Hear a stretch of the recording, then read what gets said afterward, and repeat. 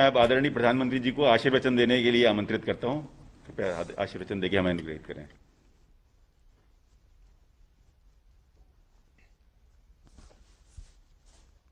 नमस्ते। आज आप सभी से बात करके बहुत संतोष हो रहा है। संतोष इस बात का कि दिल्ली से अन्न का जो एक एक दाना भेजा गया वो हर लाभार्थी की थाली तक पहुंच रहा है। संतोष इस बात का कि पहले की सरकारों के समय उत्तर प्रदेश में गरीब के अनाज की जो लूट हो जाती थी उसके लिए अब वो रास्ता नहीं बचा है। यूपी में जिस तरह प्रधानमंत्री गरीब कल्याण अन्न योजना को लागू किया जा रहा है वो नए उत्तर प्रदेश की पहचान को और मजबूत करती है। मुझे आपसे बात कर करके बहुत अच्छा लगा और जिस हिम्मत के साथ आप बोल रहे थे, जिस विश्वास के साथ बोल रहे थे और सच्चाई, आपके हर शब्द में सच्चाई निकलती थी, इससे मुझे इतना संतोष मिला। आप लोगों के लिए काम करने के लिए मेरा उत्साह आज बढ़ गया है। चलिए, आपसे बात करके तो जितनी कम बातें करूं कम पड़ जाएगी। आइए अब कार्यक्रम की ओर चलते हैं। आज के इस कार्यक्रम में उपस्थित उत्तर प्रदेश के मुख्यमंत्री योगी भी हैं, कर्मयोगी भी है। ऐसे हमारे योगी आदित्यनाथ जी, यूपी सरकार के हमारे सभी मंत्रीगण, संसद में मेरे सभी सहयोगी, सभी सांसद, विधायक, मेयर, जिला पंचायत अध्यक्ष और विशाल संख्या में उत्तर प्रदेश के कोने कोने में आज इकट्ठे हुए मेरे प्यारे भाई और बहनों, अगस्त का ये महीना भारत के इतिहास में उसकी शुरुआत ही देखिए एक प्रकार से उपलब्धियां लेकर के आई है। ऐसा लग रहा है कि भारत की विजय की शुरुआत हो चुकी है। इसमें भी आज की ये 5 अगस्त, ये 5 अगस्त की तारीख बहुत विशेष बन गई है, बहुत महत्वपूर्ण बन गई है। इतिहास इसको सालों तक दर्ज करेगा। ये 5 अगस्त ही है जब 2 साल पहले देश ने एक भारत श्रेष्ठ भारत की भावना को और सशक्त किया था। करीब करीब 7 दशक के बाद 2 साल पहले 5 अगस्त को ही आर्टिकल 370 को हटाकर जम्मू कश्मीर के हर नागरिक को हर अधिकार, हर सुविधा का पूरा भागीदार बनाया गया था। यही 5 अगस्त है जब पिछले साल कोटि कोटि भारतीयों ने सैकड़ों साल बाद भव्य राम मंदिर के निर्माण की तरफ पहला कदम रखा। आज अयोध्या में तेजी से राम मंदिर का निर्माण हो रहा है और आज 5 अगस्त की तारीख फिर एक बार हम सभी के लिए उत्साह और उमंग लेकर आई है। आज ही ओलंपिक के मैदान पर देश के युवाओं ने हॉकी के अपने गौरव को फिर से स्थापित करने की तरफ बड़ी छलांग लगाई है। करीब 4 दशक के बाद ये स्वर्णिम पल आई है। जो हॉकी हमारी राष्ट्रीय पहचान रही है, आज हमारे युवाओं ने उस गौरव को पुनः हासिल करने की तरफ बहुत बड़ा देश को तोहफा दिया है। और ये भी संयोग है कि आज ही यूपी के 15 करोड़ लोगों के लिए इतना पुण्य आयोजन हो रहा है। मेरे गरीब परिवार के भाइयों बहनों को 80 करोड़ से ज्यादा लोगों को अनाज तो करीब करीब 1 साल से ज्यादा समय से मुफ्त में मिल रहा है, लेकिन मुझे उसमें शरीक होकर के इस पुण्य कार्यक्रम में आकर के आप सबके दर्शन करने का आज मुझे अवसर मिला है। भाइयों और बहनों, एक तरफ हमारा देश, हमारे युवा भारत के लिए नई सिद्धियां प्राप्त कर रहे हैं, जीत का गोल के बाद गोल कर रहे हैं, तो वहीं देश में कुछ लोग ऐसे भी हैं जो राजनीतिक स्वार्थ के में डूब करके ऐसी चीजें कर रहे हैं, लगता है सेल्फ गोल करने में जुटे हैं। देश क्या चाहता है, देश क्या हासिल कर रहा है, देश कैसे बदल रहा है, इसमें इनको कोई सरोकार नहीं। ये लोग अपने स्वार्थ के लिए देश का समय और देश की भावना दोनों को आहत करने में जुटे हैं। भारत की संसद का जन भावनाओं की अभिव्यक्ति के पावन स्थान का ये लोग अपने राजनीतिक स्वार्थ की वजह से निरंतर अपमान कर रहे हैं। आज पूरा देश मानवता पर आए सबसे बड़े संकट से 100 साल में आया हुआ, पहली बार आया हुआ इतने बड़े संकट से बाहर निकलने के लिए जी जान से देश का हर नागरिक जुटा है, प्रयास कर रहा है। और ये लोग कैसे देश हित के काम को रोका जाए, इसकी स्पर्धा में लगे हैं, इस होड़ में जुटे हैं। लेकिन साथियों, ये महान देश, इस देश की महान जनता ऐसी स्वार्थ और देश हित विरोधी राजनीति का बंधक नहीं बन सकता। ये लोग देश को, देश के विकास को रोकने की कितनी भी कोशिश कर लें, ये देश इनसे रुकने वाला नहीं है। वो संसद को रोकने की कोशिश कर रहे हैं, लेकिन 130 करोड़ की जनता देश को रुकने न देने में लगे हुए है।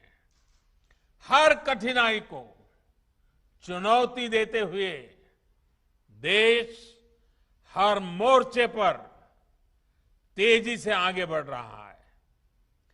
सिर्फ बीते कुछ हफ्तों के कीर्तिमान ही देखें और जरा देखिए, जब देश नए कीर्तिमान स्थापित कर रहा था और कुछ लोग दिल्ली में संसद को रोकने में लगे हुए थे, कुछ ही हफ्तों में जो हमने कीर्तिमान देखे, तो भारतीयों का सामर्थ्य और सफलता चारों तरफ नजर आता है।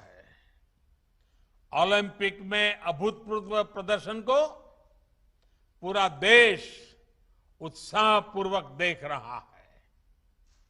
भारत टीकाकरण के मामले में भी 50 करोड़ के पड़ाव के बिल्कुल दरवाजे पर आकर के खड़ा हो गया है।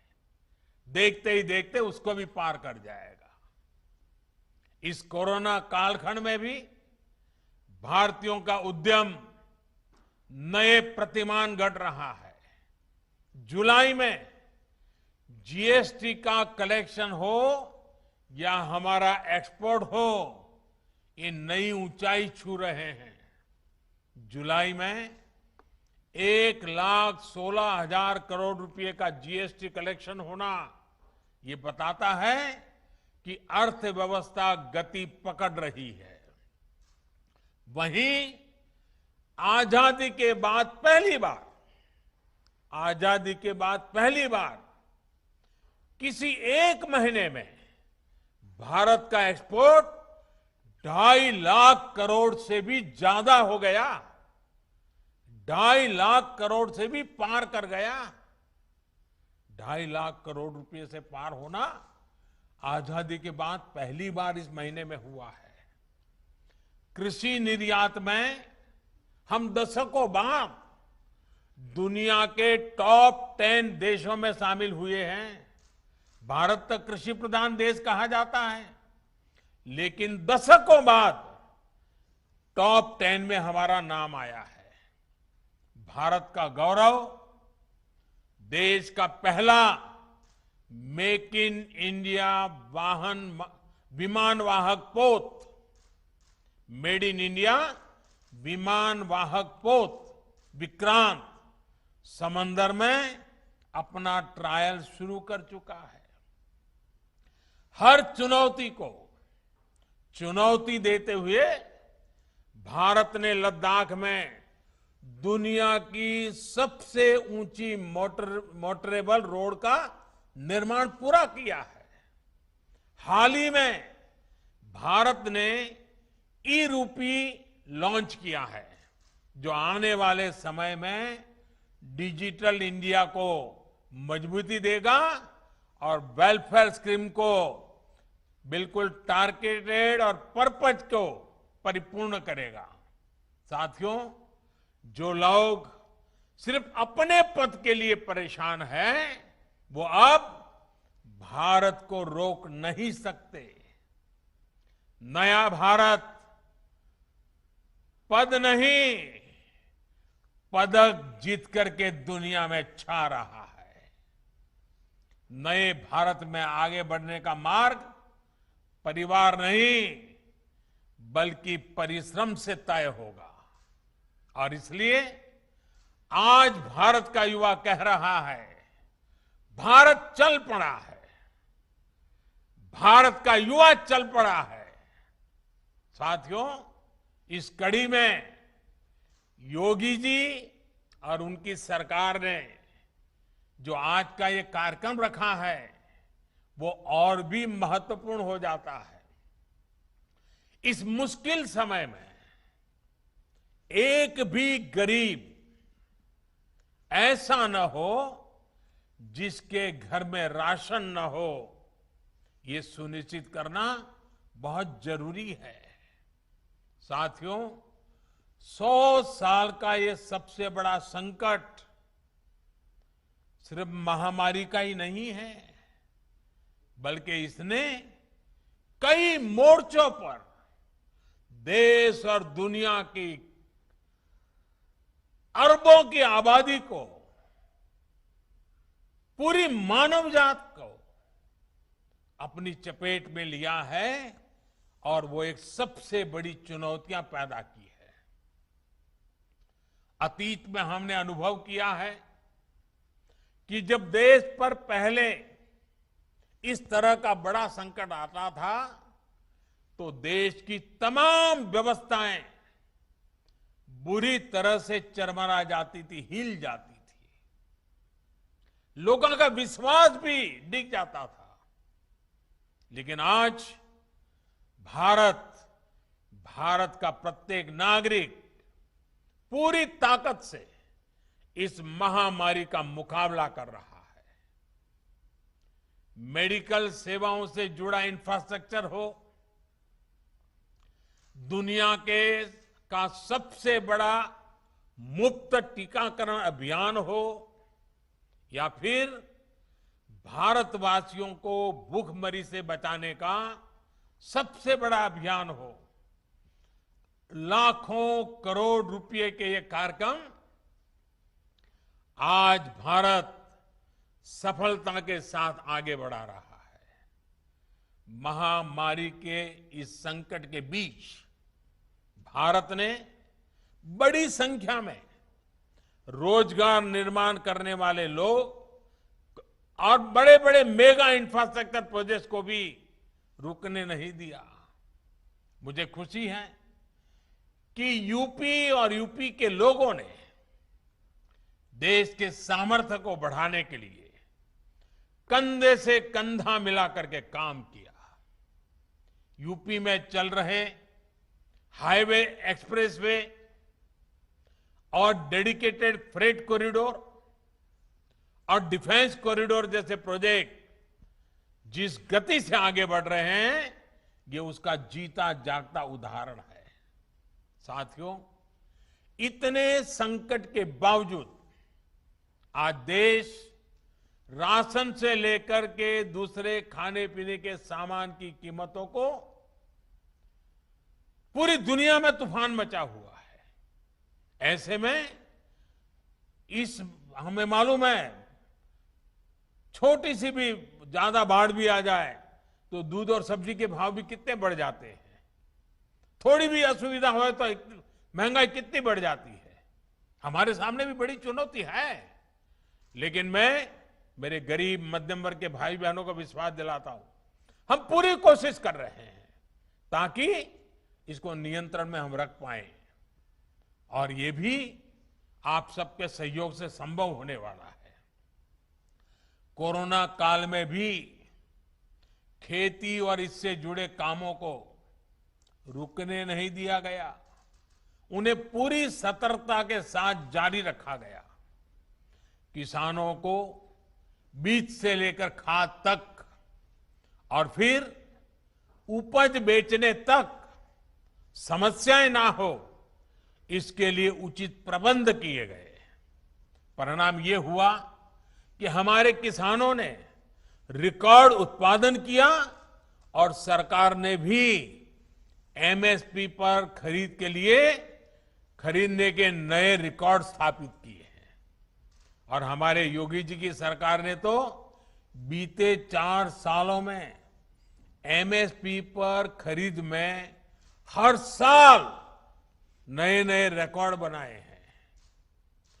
यूपी में इस साल गेहूं और धान की खरीदी में पिछले वर्ष की तुलना में लगभग 2 गुनी संख्या में किसानों को एमएसपी का लाभ पहुंचा है। यूपी के 13 लाख से अधिक किसान परिवारों को उनकी उपज का लगभग 24,000 करोड़ रुपए सीधे उनके बैंक अकाउंट में पहुंचाया गया है। साथियों, केंद्र और उत्तर प्रदेश की डबल इंजन सरकार सामान्य जन की सुविधा और सशक्तिकरण के लिए निरंतर प्रयासरत है। कोरोना कालखंड के बावजूद गरीबों को सुविधाएं देने का अभियान मंद नहीं पड़ा। यूपी में अभी तक 17 लाख से अधिक ग्रामीण और शहरी गरीब परिवारों को अपने पक्के घर स्वीकृत हो चुके हैं। लाखों गरीब परिवारों को घर में ही शौचालय की सुविधा मिली है। लगभग 1.5 करोड़ गरीब परिवारों को उज्ज्वला के तहत मुफ्त गैस कनेक्शन और लाखों परिवारों को बिजली कनेक्शन दिए गए हैं। हर घर जल पहुंचाने का मिशन भी यूपी में तेज गति से आगे बढ़ रहा है। बीते 2 सालों के भीतर यूपी में 27 लाख ग्रामीण परिवारों तक पाइप से पानी पहुंचाया जा चुका है। भाइयों और बहनों, डबल इंजन की सरकार ने यह सुनिश्चित किया है कि गरीबों, दलितों, पिछड़ों, आदिवासियों के लिए बनी योजनाएं जमीन पर तेजी से लागू हो। पीएम स्वनिधि योजना भी इसका एक बड़ा उदाहरण है। कोरोना से बनी परिस्थितियों में, इस कोरोना के कारण जो परिस्थितियां बनी, रेहड़ी पटरी ठेला लगाने वाले बहन भाइयों की आजीविका फिर से पटरी पर आए, इसके लिए उनको बैंकों से जोड़ा गया है। बहुत कम समय में ही इस योजना के तहत यूपी के लगभग 10 लाख साथियों को इसका लाभ देने की प्रक्रिया शुरू हुई है। साथियों, बीते दशकों में उत्तर प्रदेश की हमेशा क्या पहचान बनी, क्या उल्लेख होता था उत्तर प्रदेश का, आपको याद होगा। उत्तर प्रदेश को हमेशा राजनीति के चश्मे से देखा गया। यूपी देश के विकास में भी अग्रिम भूमिका निभा सकता है, इसकी चर्चा तक ही नहीं होने दी गई। दिल्ली के सिंहासन का रास्ता यूपी से होकर गुजरता है, इसका सपना देखने वाले तो बहुत लोग आए और गए, लेकिन ऐसे लोगों ने कभी ये याद नहीं रखा कि भारत की समृद्धि का रास्ता भी यूपी से होकर ही गुजरता है। इन लोगों ने उत्तर प्रदेश को सिर्फ राजनीति का ही केंद्र बनाए रखा। किसी ने वंशवाद के लिए, किसी ने अपने परिवार के लिए, किसी ने अपने राजनीतिक स्वार्थ के लिए यूपी को सिर्फ इस्तेमाल किया गया। इन लोगों की संकीर्ण राजनीति में भारत के इतने बड़े राज्य को भारत की आर्थिक प्रगति से जोड़ा ही नहीं गया। हां, कुछ लोग जरूर समृद्ध हुए, कुछ परिवार जरूर आगे बढ़े। इन लोगों ने यूपी को नहीं बल्कि खुद को समृद्ध किया।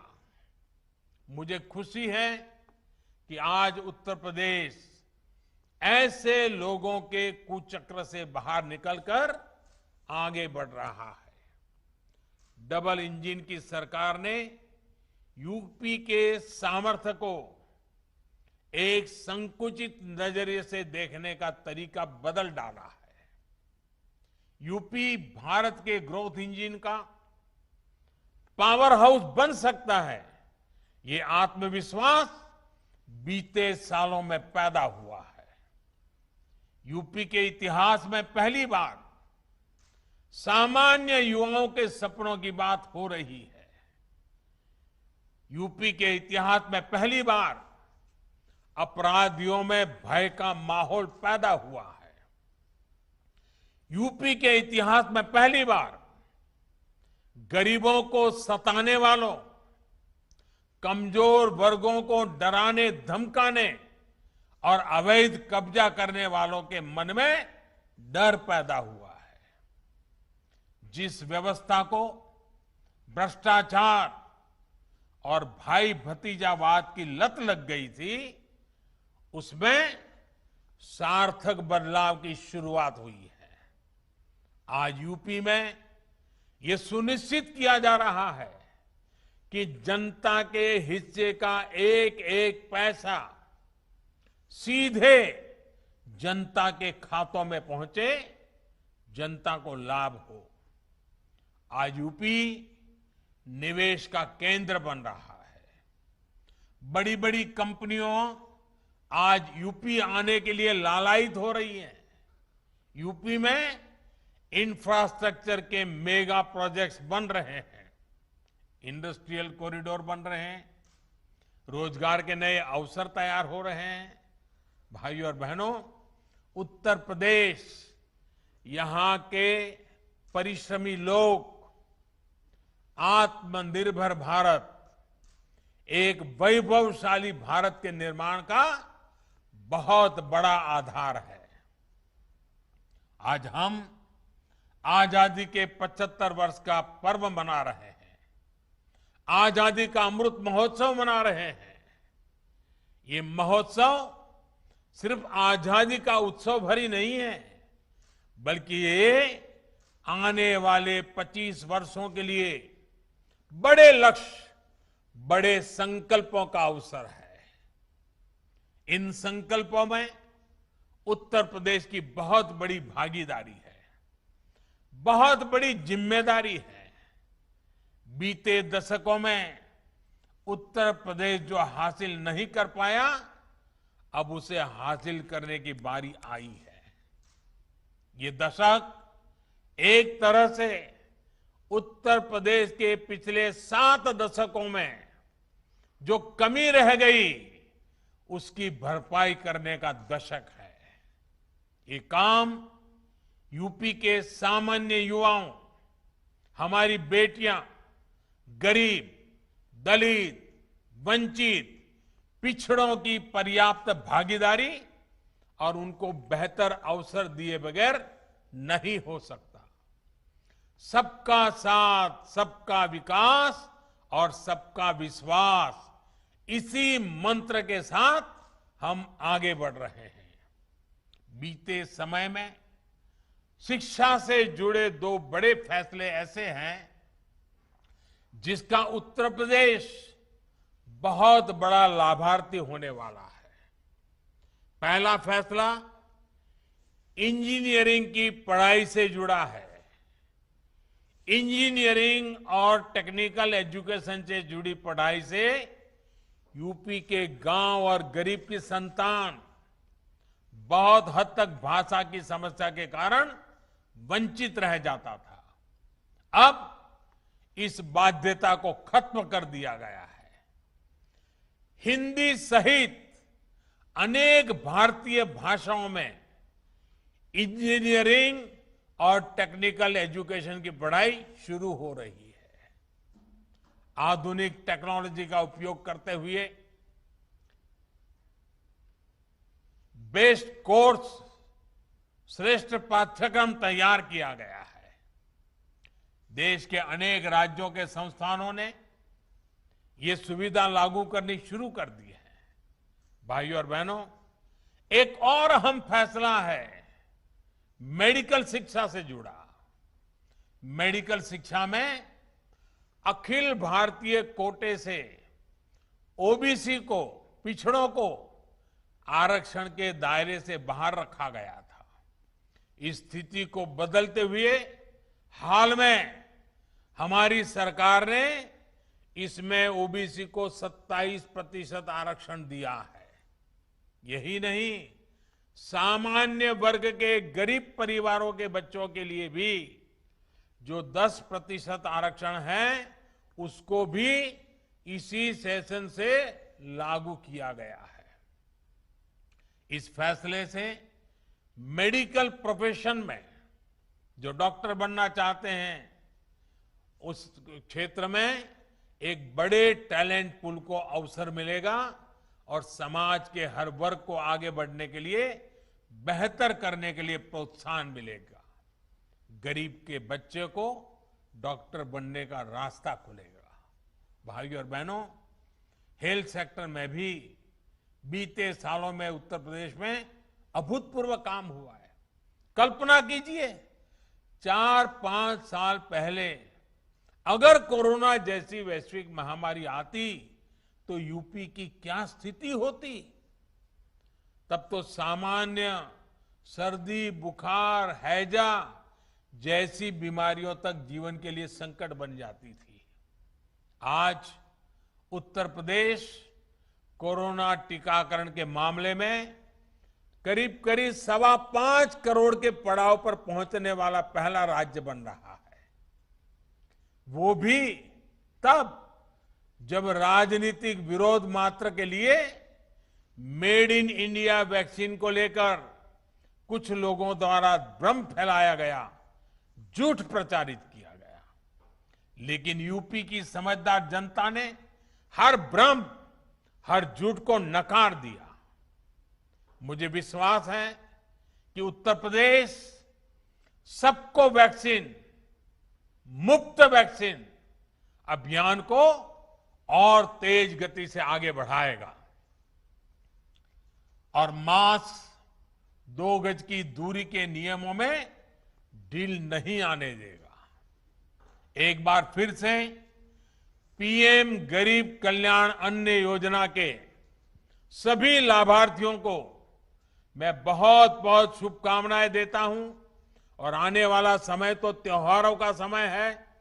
दिवाली तक त्योहार ही त्योहार आ रहे हैं और इसलिए हमने तय किया है कि इन त्योहारों में हमारे किसी गरीब परिवार को तकलीफ न हो, इसलिए दिवाली तक ये मुफ्त राशन देने का चालू रहेगा। मैं फिर एक बार आप सबको आने वाले सभी त्योहारों के लिए बहुत बहुत शुभकामनाएं देता हूं। आप स्वस्थ रहे, आपका परिवार स्वस्थ रहे। बहुत बहुत धन्यवाद। आदरणीय प्रधानमंत्री जी, अपने व्यस्त समय से कुछ पल निकालकर आप हमसे जुड़े, अपने आशीर्वचन देकर हमारा मार्गदर्शन किया एवं उत्साहवर्धन किया। मैं माननीय मुख्यमंत्री जी एवं प्रदेश की समस्त जनता की तरफ से आपका हृदय से धन्यवाद ज्ञापित करता हूं। बहुत बहुत धन्यवाद।